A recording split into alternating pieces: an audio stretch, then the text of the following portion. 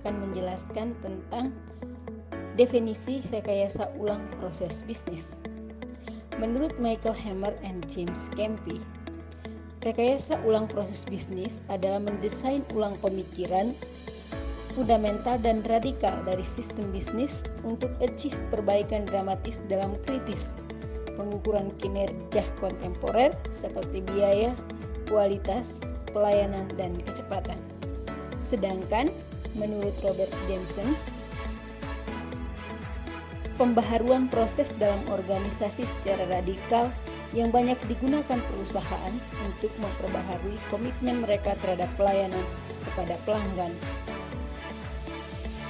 BPR sendiri adalah suatu langkah proses perbaikan bisnis yang sudah ada untuk mendapatkan proses bisnis baru yang lebih baik sesuai tujuan perusahaan.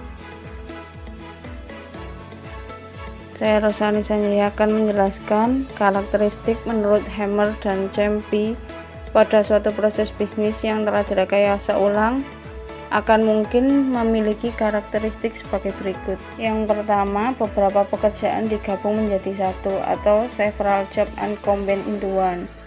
Beberapa proses pada proses bisnis yang lama setelah dilakukan rekayasa ulang.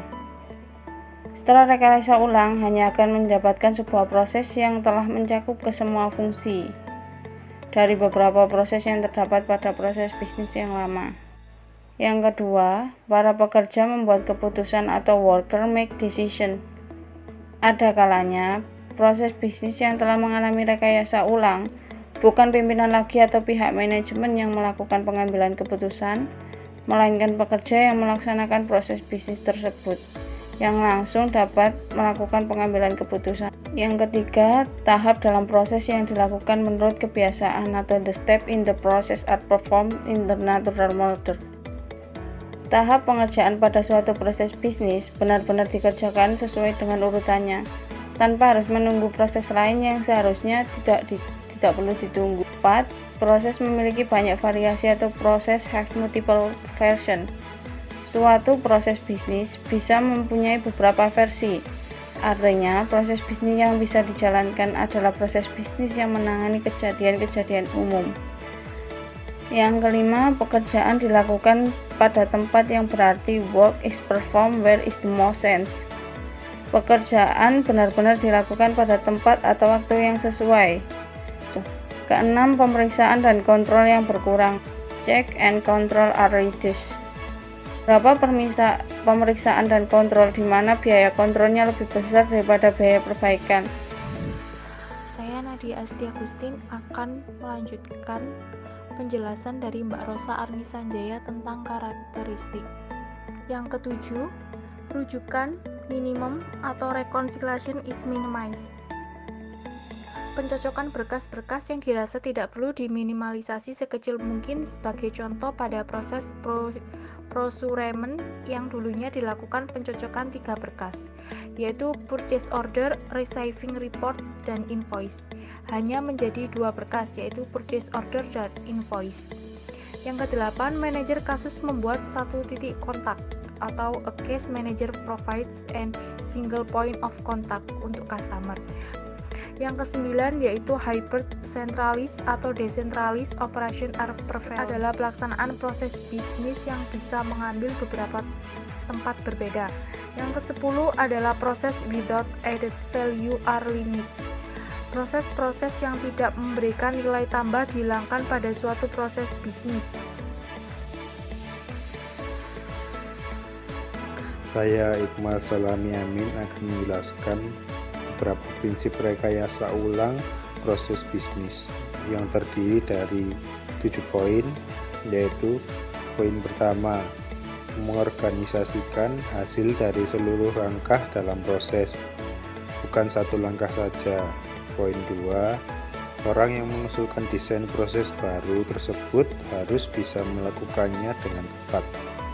Yang ketiga, pekerjaan dalam proses informasi diusahakan menjadi kerja nyata yang menghasilkan informasi akurat yang dibutuhkan.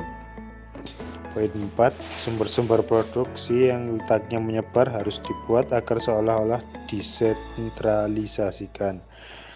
Poin 5, lebih menggunakan aktivitas paralel daripada mengintegrasikan hasilnya. Poin 6, meletakkan titik keputusan di mana pekerjaan tersebut dilakukan dan menentukan kontrol atas proses tersebut. Poin 7, menerima informasi satu kali saja daripada menerima informasi berulang kali. Saya Anissa Hidayati akan menjelaskan tahapan rekayasa ulang proses bisnis. Jadi ada 3 tahapan. Yang pertama adalah rating. Rating adalah memikirkan kembali tujuan yang akan dicapai saat sekarang dengan asumsi yang diperlukan untuk menentukan apakah tujuan tersebut masih bisa digunakan pada komitmen yang baru untuk memenuhi kepuasan pelanggan di waktu yang akan datang.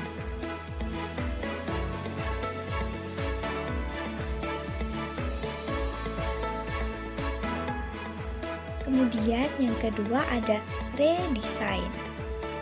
Redesign mencakup analisis tentang cara organisasi dalam memproduksi barang atau jasa, bagaimana struktur kerjanya, siapa yang menyelesaikan suatu tugas tertentu, dan apa yang dicapai dari masing-masing prosedur tersebut. Yang terakhir ada retool. Jadi, retool mencakup evaluasi tentang keuntungan atau manfaat yang diperoleh dari teknologi mutakhir yang khususnya digunakan pada Electronic Word and Data Processing System untuk menentukan kemungkinan berubah teknologi tersebut agar kualitasnya meningkat.